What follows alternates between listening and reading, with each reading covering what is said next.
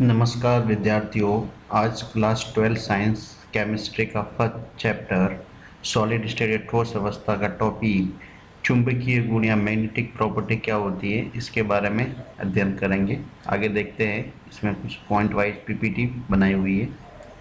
देखते हैं इसमें चुंबकीय गुण मैग्नेटिक प्रॉपर्टी जो होती है, वो जो मैग्नेटिक प्रॉपर्टीज होती है वो देखते हैं क्या होती है, इसके बारे में पहले समझते हैं। कुछ डायग्राम भी इंसर्ट किए गए, उसके पहले देखते हैं। सभी पदार्थों में कुछ चुंबकीय गुण होता है, सभी पदार्थों में कुछ न कुछ चुंबकीय मैग्नेटिक प्रॉपर्टी होती है। पदार्थों में चुंबकीय गुण उसमें वर्तमान इलेक्ट्रॉनों की घूर्णन गति के कारण होता है। कोई भी पदार्थ है उसमें चुंबकीय गुण वर्तमान इलेक्ट्रॉन जो उसमें इलेक्ट्रॉन प्रेजेंट है उसकी घूर्णन गति के कारण होता है। यानी देखो, ये एक डायग्राम बताया गया है, इसमें जो चुंबकीय आघूर्ण है, मैग्नेटिक मोमेंटम है, वो कैसे उत्पन्न हो रहा है। एक पथ के अंदर इलेक्ट्रॉन घूम रहे जिसका इसका चुंबकीय आघूर्ण उत्पन्न होता है। यानी इसके अंदर चक्रण होता है, इलेक्ट्रॉनों का स्पिनिंग होती है, इसकी वजह से ये चुंबकीय प्रॉपर्टी या मैग्नेटिक प्रॉपर्टी उत्पन्न होती है। आगे देखते हैं, किसी एक परमाणु में प्रत्येक इलेक्ट्रॉन एक सूक्ष्म चुंबक की तरह व्यवहार करता है। उसका चुंबकीय आघूर्ण दो प्रकार की गति के कारण उत्पन्न होता है। इसमें जो मैग्नेटिक जो मोमेंटम या चुंबकीय आघूर्ण उत्पन्न होता है वो दो प्रकार की गतियों के कारण उत्पन्न होता है। देखते हैं इसमें, पहला है उस नाभिक के चारों ओर कक्षा में गति। एक तो उस नाभिक है उसके चारों ओर ये कक्षा में गति कर रहा है इलेक्ट्रॉन वो, तथा दूसरा है उसका अपने अक्ष पर चारों ओर गति, या जो अपने अक्ष पे जो चारों ओर गति कर रहा है उसकी वजह से भी चुंबकीय आघूर्ण उत्पन्न हो रहा है। जैसे दिया हुआ है इलेक्ट्रॉन चक्रण की दिशा। यहाँ देखो एक डायग्राम दिया है, परमाणु नाभिक, देखो ये नाभिक है और इलेक्ट्रॉन इसके चारों ओर घूम रहा है, तो इन दोनों की वजह से चुंबकीय आघूर्ण उत्पन्न होता है।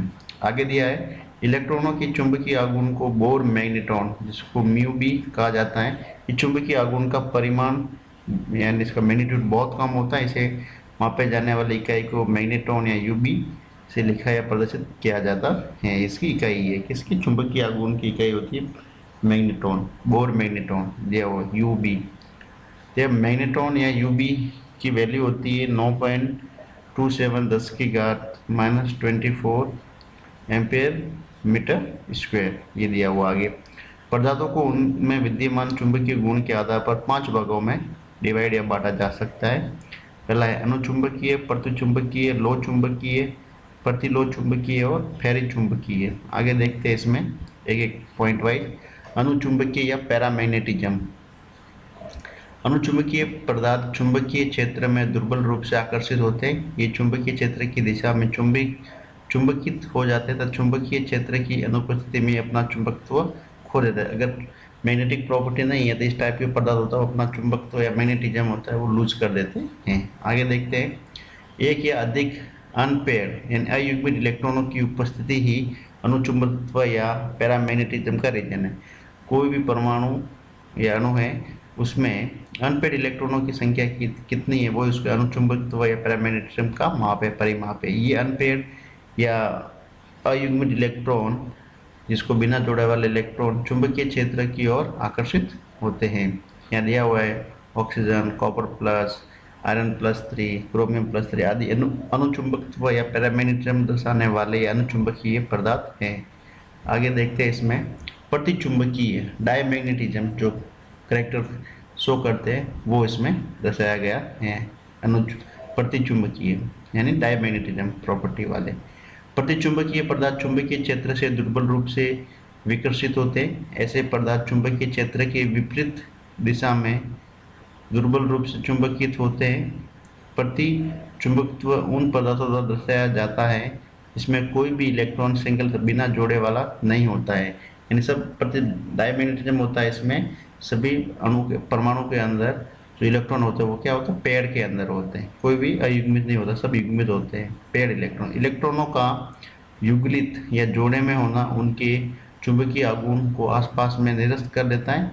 ये चुंबकीय गुण नहीं दर्शाते हैं। ये मैग्नेटिक प्रॉपर्टी को कौन प्रतिचुंबकीय जो होते हैं वो मैग्नेटिज्म की प्रॉपर्टी चुंबकीय गुण को नहीं दर्शाते। क्यों? क्योंकि इसके अंदर पेयर इलेक्ट्रॉन होने की वजह से एक जो इलेक्ट्रॉन होता है दूसरे इलेक्ट्रॉनों की चुंबकीय जो चुंबकत्व होता है उसके गुण को नष्ट कर देता है। जैसे H2 है, वाटर है, NaCl है, बेंजीन है आदि प्रतिचुंबकीय डायमैग्नेटिज्म का गुण शो करते हैं पदार्थ के कुछ उदाहरण दिए गए। क्योंकि प्रतिचुंबक में एक इलेक्ट्रॉनों का स्पिन ऊपर की तरफ होता है और दूसरे का नीचे की तरफ हो रहा है, इसलिए एक दूसरे के चुंबकत्व या चुंबकीय क्षेत्र को नष्ट कर देते हैं, इसलिए ये चुंबकीय गुण नहीं दर्शाते।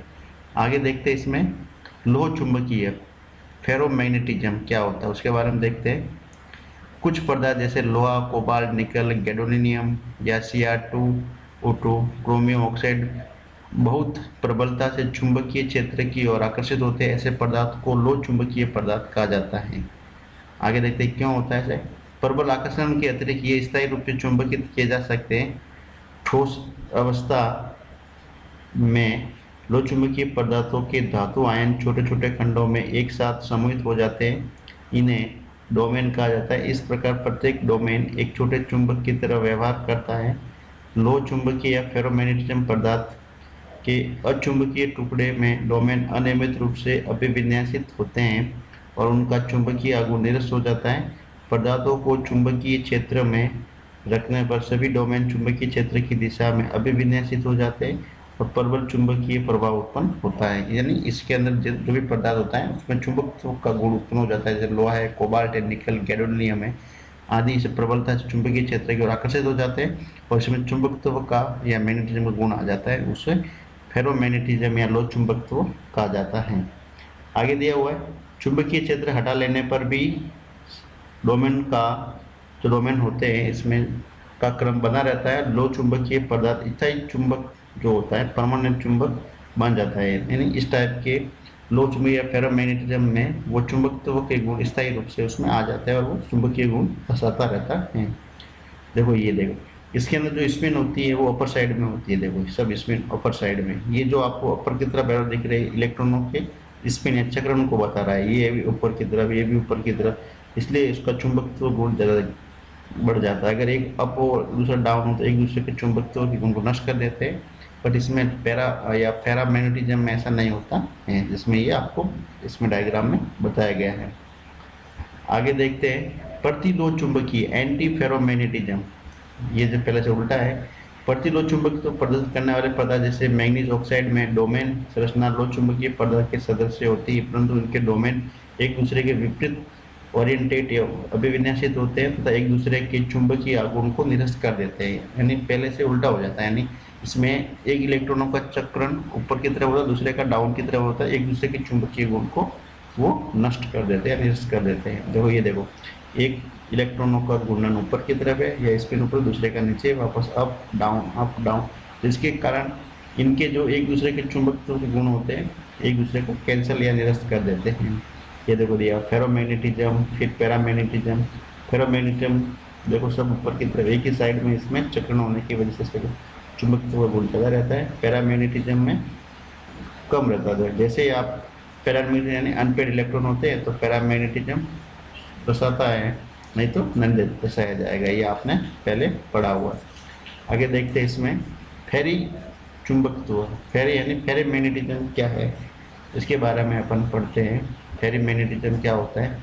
जब पदार्थ में डोमेन के चुंबकीय आघूर्णों का संरेखन समांतर एवं प्रति समांतर दिशाओं में असमान होता है तब पदार्थ में फेरी चुंबकत्व होता है। यानी या तो आप चुंबकीय आघूर्णों का संरेखन एक पैरेलल या एंटी पैरेलल दिशाओं में असमान होता है तब पदार्थ में फेरी चुंबकत्व उत्पन्न या देखा जा सकता है।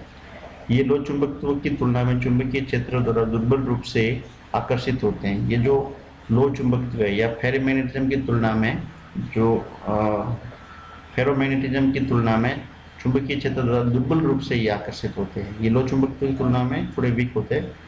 आगे दिया हुआ जैसे Fe3O4 मैग्नेटाइट, फेराइट जैसे Mg F2O4, zinc Zn F2O4 आदि, ये पदार्थ भी गर्म करने पर फेरी चुंबकत्व या फेरामैग्नेटिज्म खो देते हैं और अनुचुंबकीय बन जाते हैं, पैरामैग्नेटिज्म में आ जाते हैं। यानी इसके अंदर इलेक्ट्रॉन वो क्या हो जाते हैं, अनपेयर हो जाते हैं, पेयर से अनपेयर हो जाते हैं।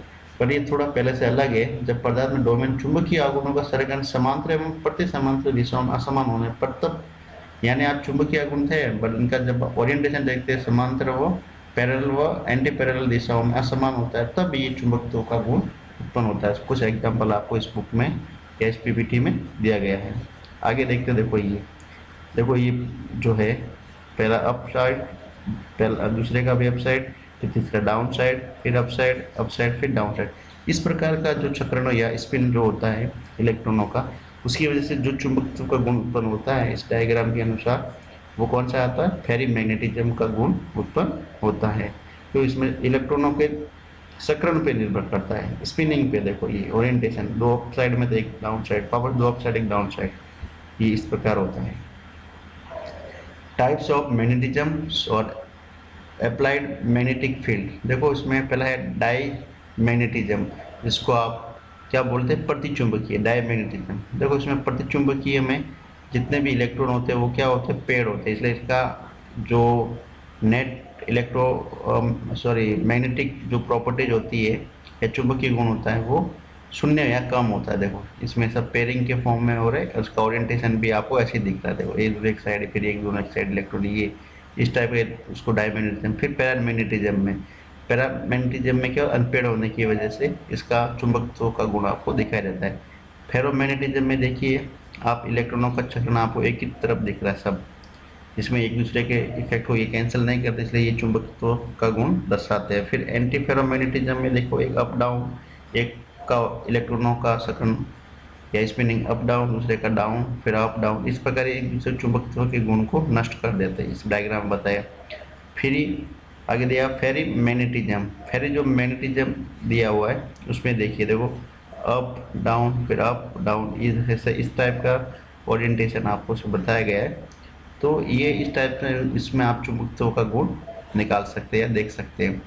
फिर फेरोमैग्नेटिज्म में देखो, फेरोमैग्नेटिज्म चुंबकत्व गुण ज़्यादा रहेगा क्योंकि इसका इलेक्ट्रॉनों का स्पिन एक तरफ ही है, तो ये इफेक्ट एक दूसरे के इफेक्ट को इलेक्ट्रॉन कैंसिल नहीं करते, चुंबकत्व गुण दिखाएंगे। फिर वो पैरामैग्नेटिज्म या अनुचुंबकीय जिसको आप बोलते हैं, ये क्यों होता है कि अनपेड इलेक्ट्रॉनों की वजह से, तो इनका चुंबकत्व का जो होता है ओरिएंटेशन एक जैसा नहीं होता। देखो ये इस साइड में, इस साइड वापस इस साइड, इसलिए चुंबकत्व का गुण कुछ कुछ दर्शाते हैं कौन से, पैरामैग्नेटिक पदार्थ। यहाँ पे भी आपको अलग अलग टाइप की डायग्राम इंसर्ट किए गए, जिससे आप देख सकते हो कि पैरामैग्नेटिज्म का कैसे होता है, फेरोमैग्नेटिज्म का कैसा दर्शाया जाता है, एंटी फेरोमैग्नेटिज्म का कैसा दर्शाया जाता है, फेरोमैग्नेटिक कैसा होता है। ऐसे आप पहले सबसे पहले क्या करना है, इसमें आपको सबसे पहले परिभाषा देखनी है, उसके बाद में जो इलेक्ट्रॉनों का स्पिनिंग ओरिएंटेशन है, उसका जो स्पिनिंग है या उसका जो ओरिएंटेशन है इलेक्ट्रॉनों का, वो देखना। उसके आधार पर आप चुंबकत्व के गुण निकाल सकते हो कि ये चुंबकीय गुण दर्शाएगा या नहीं दर्शाएगा, या फिर एक दूसरे के अगर उसमें इलेक्ट्रॉनों का स्पिनिंग अप डाउन या एक के ऊपर की तरफ और दूसरे का नीचे की तरफ होता है तो चुंबकत्व के गुण को नष्ट कर देते हैं, तो उस समय चुंबकत्व क्या रहेगा, ये सब आप देख के इस डायग्राम की सहायता से और ये पीपीटी में जो पॉइंट दिए इसके हेल्प से आप ज्ञात कर सकते हैं। तो आपको ये देखना है हमेशा कि वो कौन सा टॉपिक है और किसके बारे में वो दिया गया। इसमें आप जब भी याद करो या समझो इसको, तो उसके एग्जाम्पल आपको दिमाग में ध्यान में रखना है कि डायमैग्नेटिज्म के कौन से एग्जाम्पल है, पैरामैग्नेटिज्म के कौन से एग्जाम्पल है, फेरोमैग्नेटिज्म के कौन से, एंटी फेरोमैग्नेटिज्म कौन से, या फेरोमैग्नेटिज्म क्या है। तो ये सब देख के आप समझ सकते हैं। ठीक है, आगे दे, थैंक यू।